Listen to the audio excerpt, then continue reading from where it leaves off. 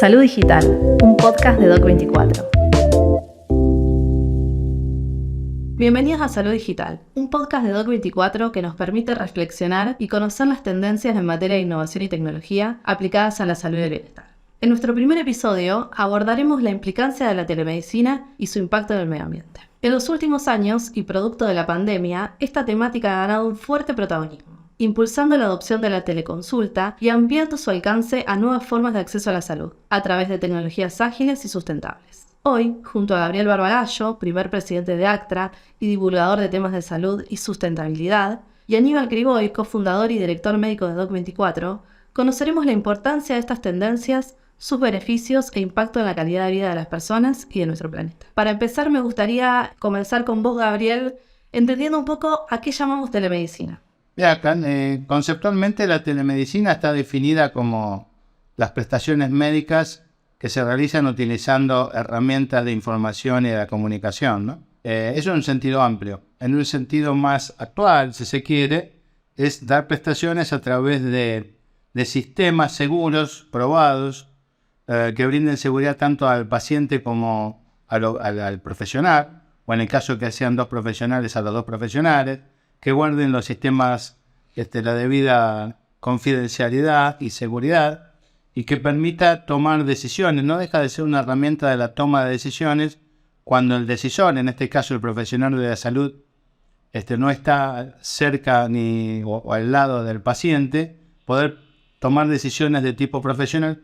Yo aclaro siempre de tipo profesional porque muchas veces la telemedicina se asocia solamente a la parte médica, y esto es aplicable a todas las ramas de la salud, ¿no? Tanto, a todas las que se conocen, a las áreas de salud mental, a las de rehabilitación, y todas las prestaciones, insisto, que pueden mejorar la toma de decisiones de estos profesionales para el bien del paciente. Aníbal, ¿y cómo ha cambiado esta relación médico-paciente? Retomando un poco lo que decía Gabriel, teniendo en cuenta también los cambios culturales, esta nueva forma de atención médica y fundamentalmente cómo se va modificando el rol del profesional en este nuevo modelo de atención. Mira, es claro que las tecnologías atraviesan a la relación médico-paciente y que, digamos, el gran desafío es capitalizarlas para enriquecer, digamos, toda la relación que se genera entre ese vínculo entre un paciente y un profesional, sobre todo cuando hablamos de especialidades, cuando hay médicos de cabecera o enfermedades crónicas, la pediatría misma, prácticamente toda la infancia. Es una oportunidad enorme poder disponer de estas herramientas que, digamos, un poco espontáneamente se fueron, insertando en la cotidianidad, pero desde una informalidad, desde una cuestión que fue impulsada por el avance, digamos, imposible de frenar de las mismas.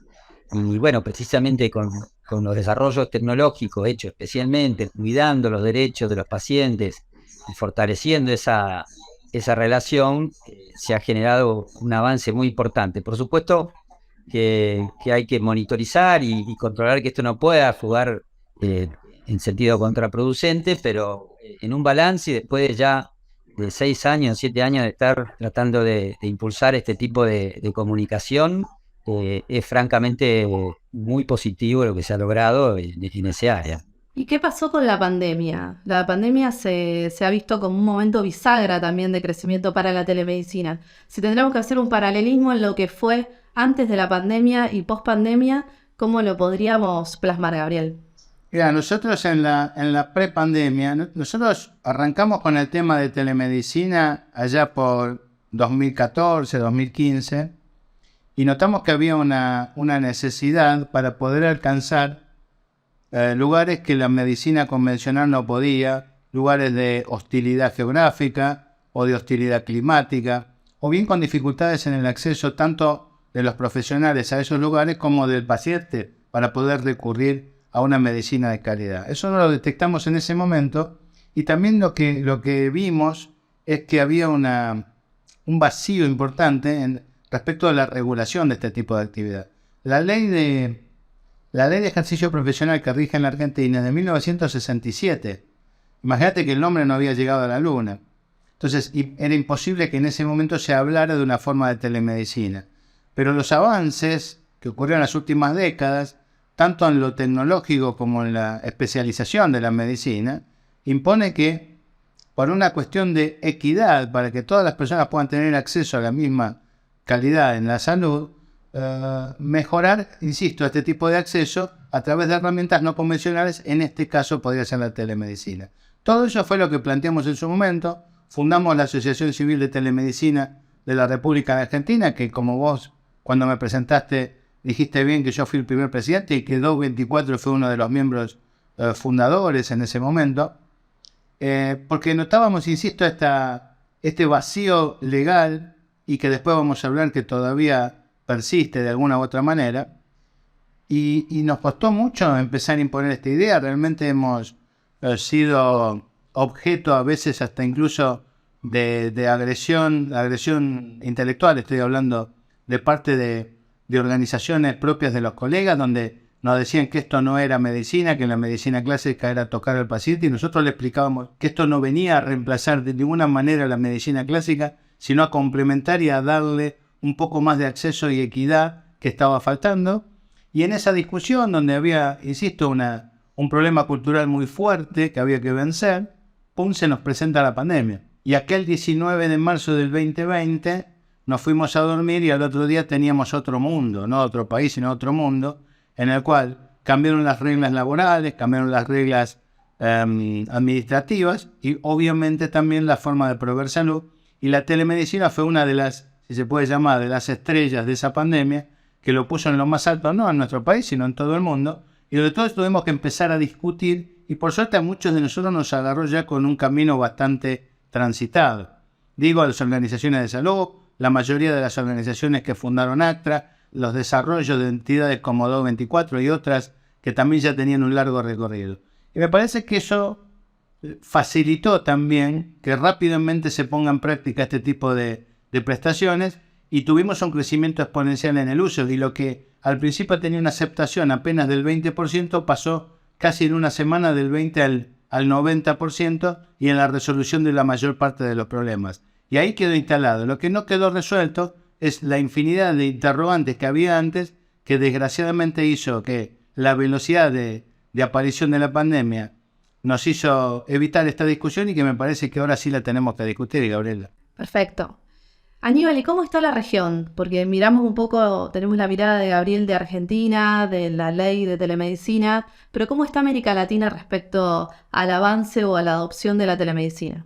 Tomando un poco el punto de partida de lo que hablaba Gabriel, de cómo la necesidad, digamos, de la utilización de este tipo de tecnologías forzada por la imposibilidad de desplazarse, fue, digamos, una cosa global, y forzó realmente a movilizar todas las propuestas legislativas y regulatorias que obviamente venían en un camino súper lento, desplazada por otras prioridades lógicas y sobre todo frenada por esta cuestión cultural de la resistencia o de los temores o las cuestiones que podían estar ligadas a la actividad.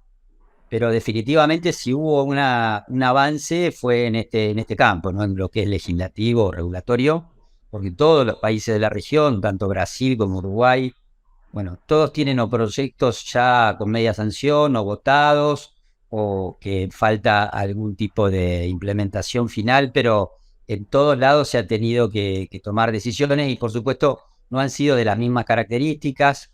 Hay incluso algunas aprobaciones de regulaciones que se chocan un poco con la lógica de la telemedicina, por ejemplo, las limitaciones para el ejercicio del profesional en función del área geográfica donde está matriculado, etcétera, etcétera. Un montón de cosas que obviamente están instaladas con lógicas incluso de económica o financiera o de financiamiento de la actividad que implican una revisión, pero definitivamente ha sido muy homogénea la capitalización de la pandemia para tener avances en las burocracias tan difíciles de ir sorteando en otras condiciones, ¿no? O sea que hoy por hoy se diría que prácticamente en todos los países de Latinoamérica hay un marco donde uno puede, digamos, si bien en muchos todavía con varias áreas incompletas, pero ya se puede, digamos, estar implementando dispositivos y principalmente con la estrategia política de que en Latinoamérica sabemos las cuestiones de poblaciones postergadas que tenemos, no solo geográficas, sino económica y socialmente. Lo importante que ha sido para la región poder llevar adelante dispositivos que desde el Estado incluso no hubieran estado ni siquiera pensado en poner en marcha. Aníbal, en función de lo que vos decías también respecto de estos beneficios en cuestión de la accesibilidad, de superar barreras que tienen que ver con lo geográfico también, con lo económico, poco sabemos quizás del impacto que tiene en el medio ambiente. Gabriel, ¿qué nos puedes contar respecto de cómo impacta también en el cuidado de nuestro planeta? Nosotros lo decíamos antes de la pandemia, que era una herramienta, de hecho, que protegía el medio ambiente.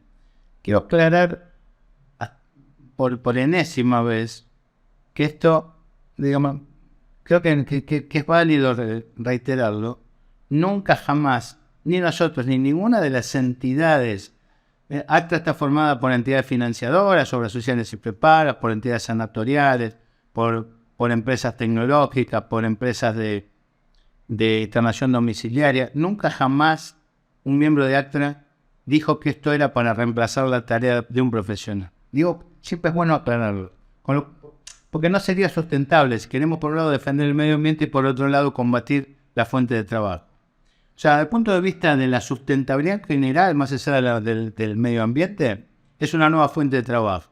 Y esto también hay que tomarlo de esa manera. Desde el punto de vista ya ambiental, para que tengas una idea, la consulta médica de baja complejidad es, te diría, no digo que es un invento argentino, pero la Argentina es uno de los lugares donde más desarrollada está y donde más cantidad de consultas domiciliarias se realizan. Es más, hay algunos extranjeros que vienen a Argentina que no entienden esto, que tenés fiebre y va un médico a tu casa.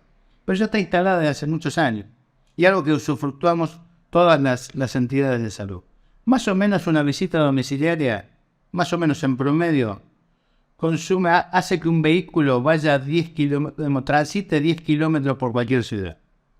Un vehículo a combustión que transita 10 kilómetros emite una cantidad de dióxido de carbono.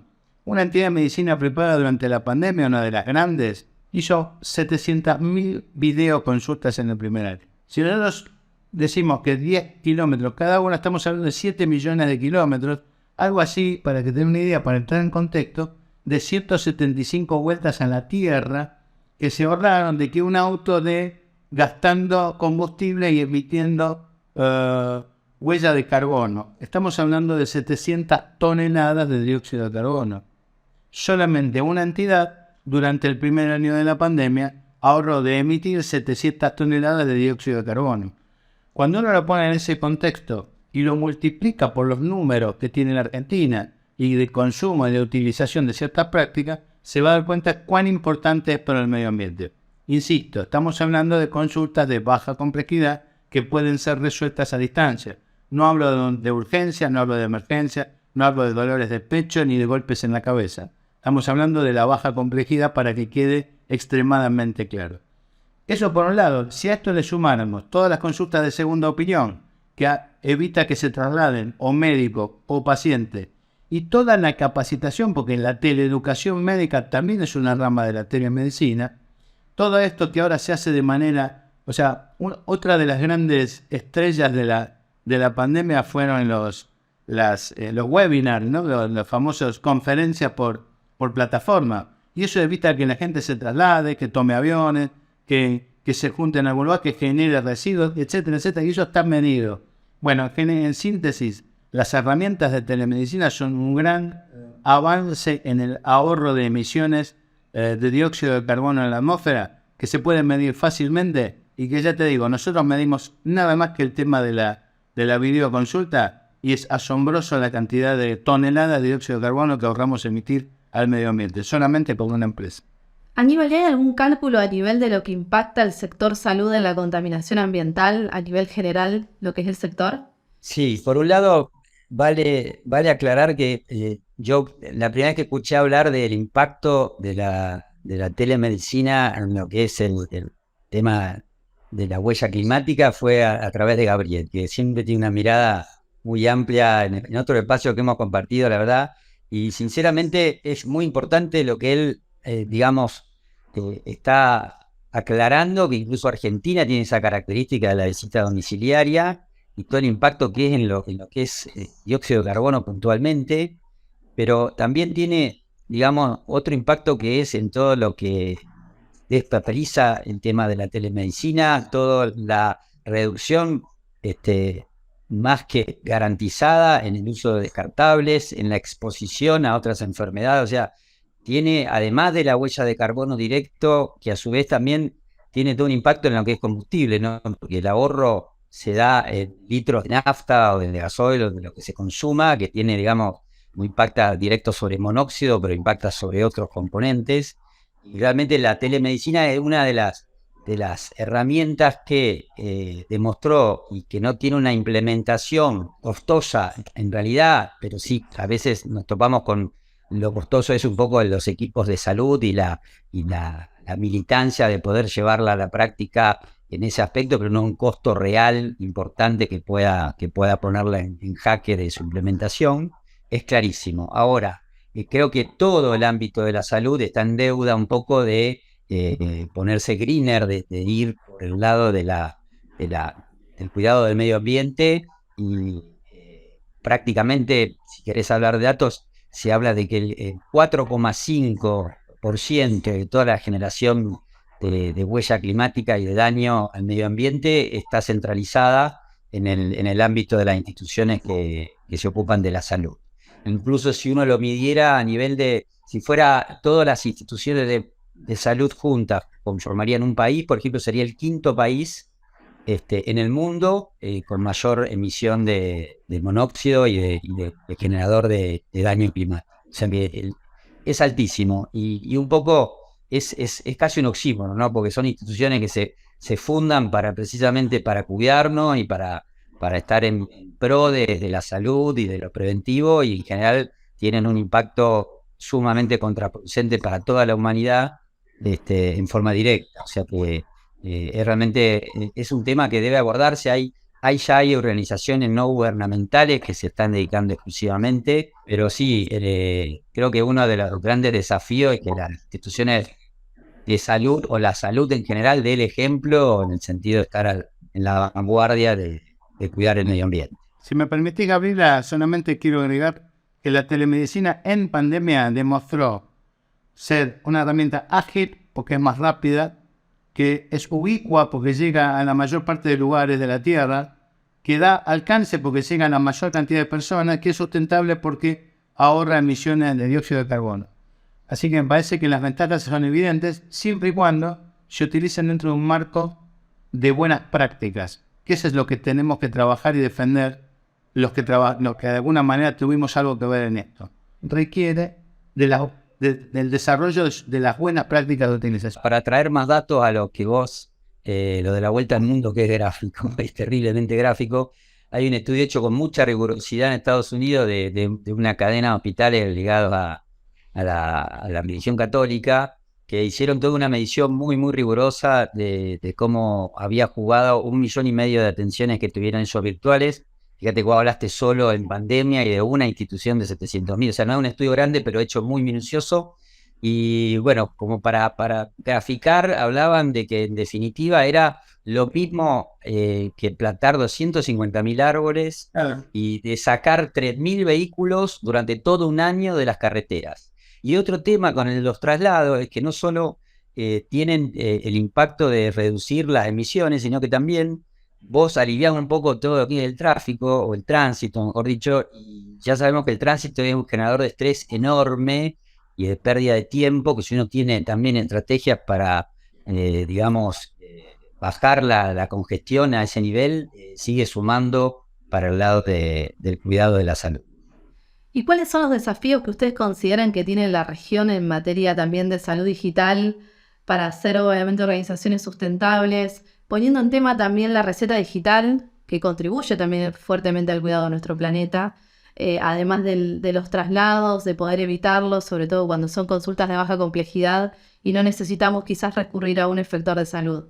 En este sentido, ¿cuáles creen que podrían ser los primeros pasos, sobre todo en organizaciones que pueden ser financiadores o prestadores de salud que hoy por hoy no dieron el paso hacia incorporar herramientas de salud digital y que quizás lo están pensando? ¿Cuáles creen ustedes que son las recomendaciones de los desafíos que tienen que llevar adelante o las primeras estrategias que deberían llevar adelante? Yo creo que lo primero que hay que hacer es terminar de regular la actividad, como pasa siempre o muchas veces en nuestro país. En pandemia tuvimos 2 resoluciones a las apuradas, uno que permitía hacer recetas a través de un WhatsApp que perdió vigencia hace un mes. Volvimos a las canchas y a los teatros hace más de un año, pero las recetas por WhatsApp siguieron hasta hace un mes. Y generó aparte toda una gran discusión, se enojaban, hubo comunicadores y realmente era entre el área médica es un disparate hacer recetas a través de WhatsApp, porque no tienen la menor rigor de práctica médica y de buena práctica. Entonces, y la receta electrónica es algo que de hace años antes de la pandemia se venía trabajando. Entonces me parece que hay que trabajar seriamente en eso. La ley de teleasistencia que fue promulgada por el Congreso nunca fue reglamentada. Entonces, parece que después nos pasan algunas cosas y salimos a legislar o a generar resoluciones todas las apuradas, que como corresponde sale mal. Entonces, el primer gran desafío es regular la actividad. ¿Por qué regular la actividad? Porque para la institución o al profesional que hace telemedicina hay que darle seguridad jurídica. Y para el paciente que utiliza la telemedicina hay que darle seguridad médica. Y esas dos cosas tienen que combinarse para que la actividad sea sana de alguna manera. O sea, el primer gran desafío es ese. El segundo gran, un poco lo dijo Aníbal. Nosotros estamos en un país que es federal. Y el federalismo tiene muchas virtudes, pero tiene un problema. En temas de salud no se puede generar una política que abarque todas las provincias si no van adhiriendo una por una. Entonces, países como Uruguay, como Chile, que son unitarios, ellos bajan y determinan una forma de ley de telemedicina que es de cumplimiento en todo el territorio. Acá nosotros primero tenemos que promulgar la ley, luego tienen que adherir las provincias, pero después viene todo el tema de matriculación. Entonces, insisto, como la ley de ejercicio profesional es del año 67, hoy tenemos el contrasentido de que un médico un profesional que está acá en la Ciudad de Buenos Aires, atiende a una persona que está en otro distrito, no está habilitado. Entonces, hay que resolver cómo se habilita la atención médica transdistrital, o sea, de un distrito a otro, sin que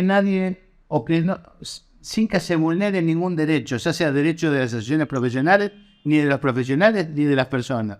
Pero no podemos tapar el sol con la mano y prohibir una cosa que ya está instalada, como es la atención por telemedicina, por un hecho meramente regulatorio.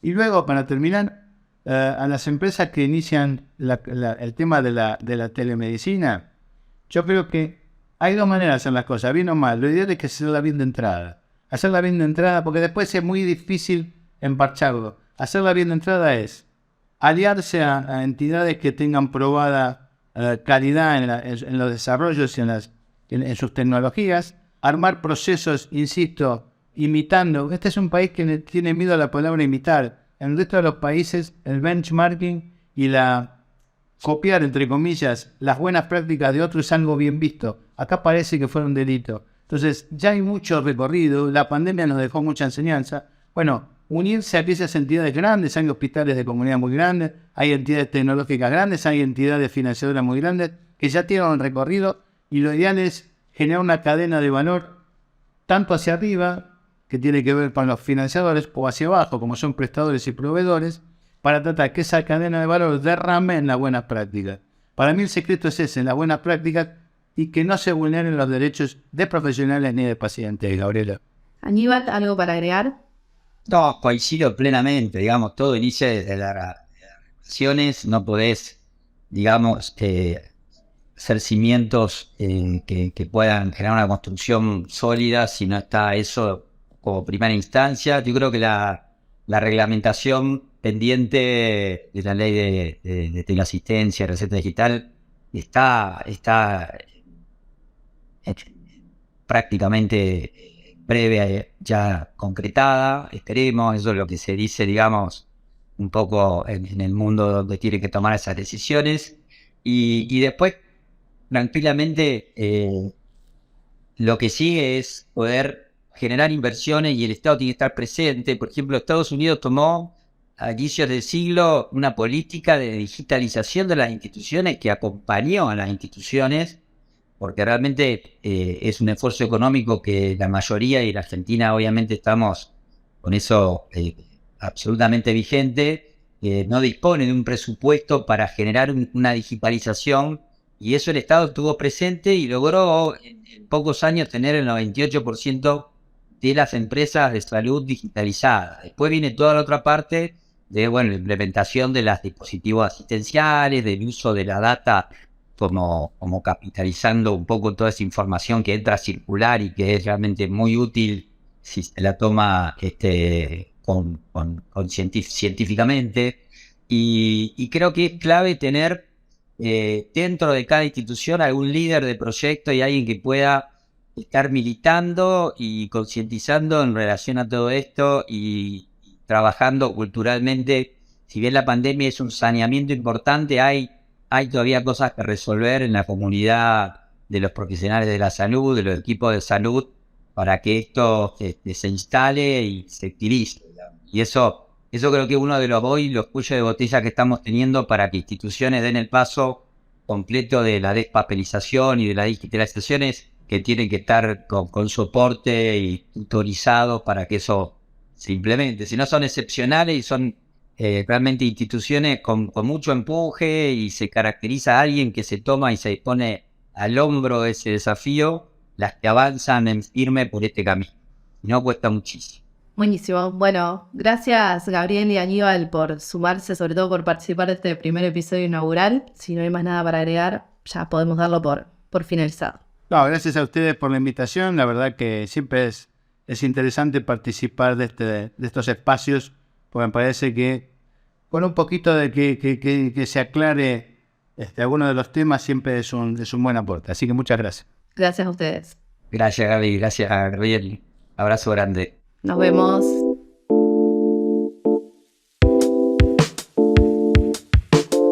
Salud Digital, un podcast de Doc24. Nos encontramos en el próximo episodio para seguir conectados con las nuevas tendencias del sector.